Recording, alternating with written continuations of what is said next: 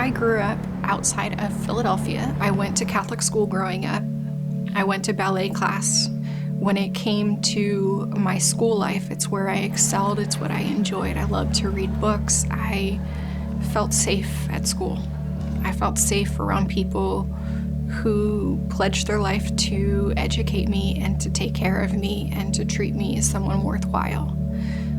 But what was really happening at home was that school was the only safe place I had. I used to sleep in the library at school because it wasn't safe to sleep at home, or I wasn't able to sleep because there was men in my bedroom at night. I had men that my mom knew that would come to my ballet classes and my ballet recitals. Men who would pick me up from school or at the bus stop. We would just call them uncles. They weren't my uncles. They were men that wanted to spend time with me. I had parents that unfortunately didn't love each other, didn't love their children, and loved money more.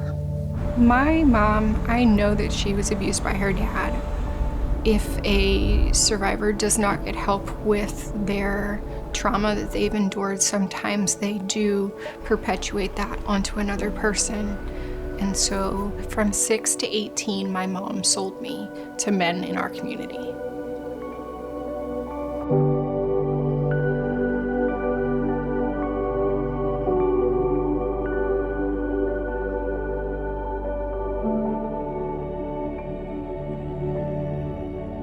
Human trafficking is the second largest criminal activity in the world. It recently surpassed arms trafficking. It is second only to drug trafficking.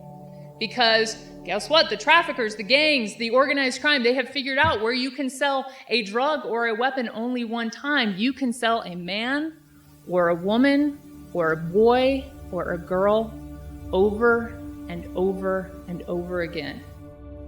The buyers were stockbrokers, lawyers, doctors, dentists, things with a respectable title, but then also a respectable income.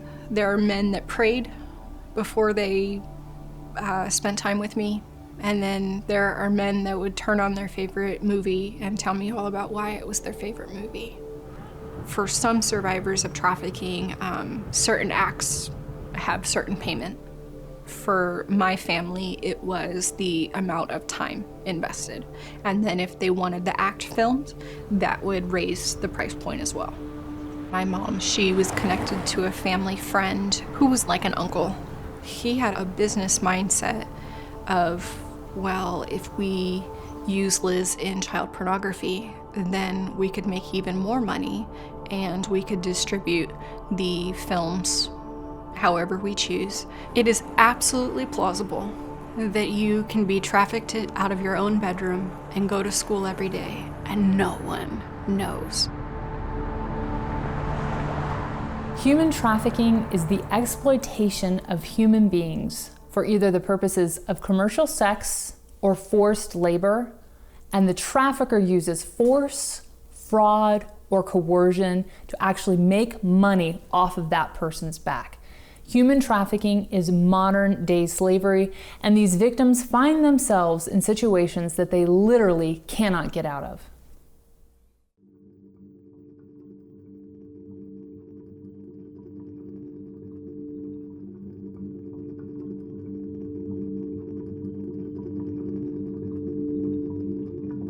Force is anything that you can imagine when that word comes into your head, right? It's the beatings, the burnings, the rape, the gang rape.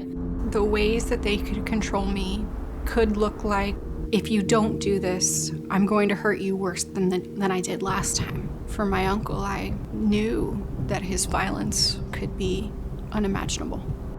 Victims have been shot, they've been knifed, they've been mutilated and tortured in absolutely horrendous ways.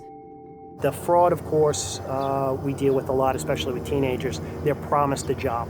They're promised some sort of romantic interest. They're promised a completely new life or escape or shelter. They don't realize what they're walking into. Coercion is even more powerful. When we talk about coercion, we're talking about the psychological abuses. if you don't do this, you don't really love me. I'm desperate for my mom to love me, and I was willing to do whatever it took. If you don't do this, I'm gonna kill your little brother. If you don't do this, I know where your dad lives. I'm gonna kill your dad. If you don't do this, I'm gonna kill you. I mean, we've heard stories of traffickers where the traffickers literally put the gun to their head and pulled the trigger.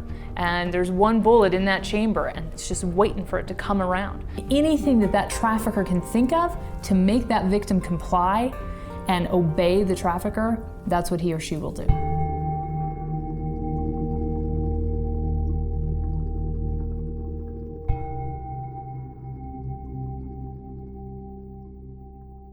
Professional bus drivers, whether passenger or school, dispatch workers, terminal employees, maintenance operators, those folks are on the front lines. Growing up, going to elementary and high school, I rode a school bus. I went to a local Catholic school, and I actually had the same driver for the entire duration of my school career. His name was Mr. B. He was an old Southern gentleman who greeted you with your name and looked you in the eye every morning and every afternoon. Being on the school bus was safe because I knew Mr. B wouldn't do anything to me. Getting off the school bus meant that I was unsafe again. But I know that he had some troubling concerns about the fact that there was men waiting outside my house for me. And I think he had a lot of questions, ones that puzzled him that he didn't really have the answer for and probably made him feel sick inside. Jeffco is made up of 86,500 students, and we transport pretty much a third of those students, so it can fluctuate one year to the other. Last year we were right around 32,000 students that we transport every day. With a topic like this is about student safety. This is about, students, who you pick up and you drop off at wherever their location is every day, their safety. And it goes beyond the bus now. It goes to the point of they're walking away and you're watching which cars they're going to and making that difference. So for me, it's taking that extra second. Do we have to add more time to our routes? So be it. If it's gonna save a student from being in a situation that's unfavorable for them. Keep your eyes open. If this is just in the back of your mind saying, where is this kid going and is this kid safe? Just take it upon yourself to be a hero in your head for 1 second. Just to look out for this kid for 1 second.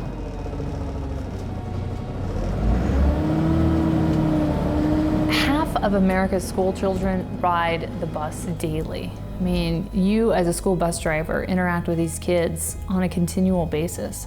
What if a child begins to have frequent absences? And before they were always on the school bus and go into school. What about if that child appears malnourished or unkempt and disheveled? And before, this kid came, clean clothes, hair was brushed, those kinds of things. Or you start to notice major changes in their behavior, uncontrollable anger, or maybe it's uncontrollable crying. There's all sorts of emotional highs and lows, and you're knowing something's just not right with this kid. Do you actually see any outward signs of bruising? Or maybe the kid is showing up with all of the latest gadgets, right? Or their nails done, or the hair done. I mean, sometimes the pimps will groom their victims, and in doing so, they shower them with affection and attention and purchased items in order to earn that person's trust and affection. It could be as simple as taking note of how they come on the bus and then getting off the bus and then what's off. If it was 100 degrees out, you would notice someone who came in with a turtleneck and long pants. And you would wonder, what are they hiding underneath the turtleneck? What is the reason for their clothing? Mr. B, his position was very strategic because he had eyes and ears on a situation where he could observe my behavior. He could see whether I was happy or sad. Maybe Mr. B really did see the time that my purse knocked over and a bunch of condoms came out.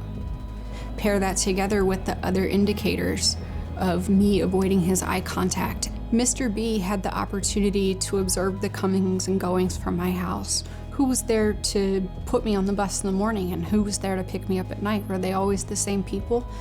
Mr. B knew most people's names that would pick up a child. If you are in a position to actually have a conversation, ask them, do they know who's picking them up? Are they familiar with the person who put them on the bus? Two girls were just sort of skating past an abandoned alley, and one of them was dressed in a very revealing outfit, and they looked extremely young. I approached the first one, who was a little bit more brassy with me, gave me a lot of attitude, used a lot of foul language, explained that her father was waiting in a car just across the street, and I looked, I didn't see anything. I asked her to describe the car. She fumbled a little bit. The story just didn't make any sense. I asked them if they were related. One said yes, the other said no. It turns out that the first girl had been missing for the past 2 years, that she had an open warrant for prostitution from when she was 10 years old. The other girl had been from an affluent neighborhood in a suburban area of New Jersey. Her parents had no idea she'd even left the house. What happened was that the supposed father that was going to pick them up was actually a pimp that had instructed the 12-year-old that was working for him to go online and make friends with girls and tried to lure them into the city, which she had done with this 13-year-old girl, it turned out. You can't always find a bad guy, but you can always find a victim. They're out there, whether they're about to become a victim or they've been victimized for some time. One of the biggest assets that a school bus driver would have is the rapport that they can build with another human being who trusts them to get them from point A to point B and to keep them safe while they do it. Building that rapport means treating them like a human being and noticing the normal details and the not so normal. School is often one of the last places that these victims are seen before they disappear entirely. They may have already run away from home, but they're still showing up to school. You do not want to talk to this kid and say, "Are you a victim of human trafficking?" They will look at you sideways. They have probably never even heard of the term. But if you say something like, "Is anybody making you do something you're uncomfortable with? Are you being threatened in any way? Is your family being threatened?" And when you're talking to that kid, get to know them a little bit. I know the bus ride is not that long, but maybe they can sit behind you. Maybe you can engage them in conversation. Maybe they just know there's a friendly face out there, an adult in their life who actually cares. Ask them, "Sure you're all right? Anybody making you do anything you're uncomfortable with? I just want you to know I'm here for you." That makes such a difference when they're actually treated as a human being. If I could tell a bus driver one thing, even my Mr. B, I would tell him that his interaction with me mattered. I would tell him, thank you for just seeing me as a person, because for so long I felt like an object.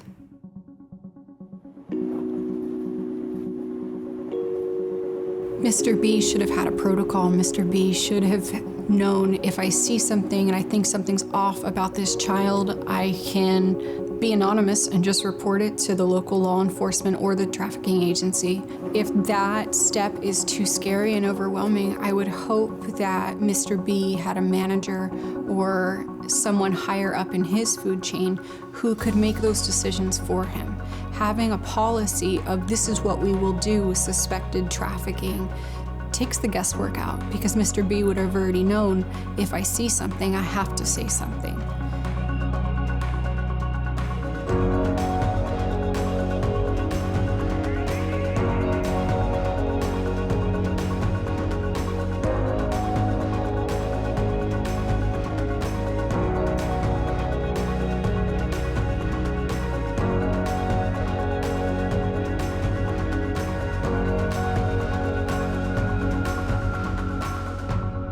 Feel free to be wrong that exploitation is happening and being willing just to speak up. Being wrong is great. I actually hope that none of the situations are trafficking. But even if it's not and it's still something bad, you did something good about it. A conversation or an interaction with one of these juveniles who may or may not be missing could yield to us the bad guy's name, where the bad guy lives, what the bad guy's car looks like, sometimes even their license plate, how many other girls or boys are working for this bad guy, what his hours of operation are, the other criminal activities that he's involved in, his known associates, their points of contact, and any other crimes that they may have observed personally. for people in the transportation industry. They're key with this because their eyes are out there. You know, most people, when they hear about this issue, and I get it, it's dark, it's tough. Most people want to help, but not everybody is in a critical position to make an impact. But you guys are. I truly believe that knowledge is what's going to make the difference. If you see something, you can say something. It's going to be that one small act that changes everything for a survivor. If the only thing you do is become trained and knowledgeable and understand that human trafficking even happens, so many people actually think it's a myth. I'm here to tell you that I lived it, I survived it, and no other human being should have to go through it. And so I hope that by watching this today, that you would say, enough is enough, and I'm tired of human beings being sold.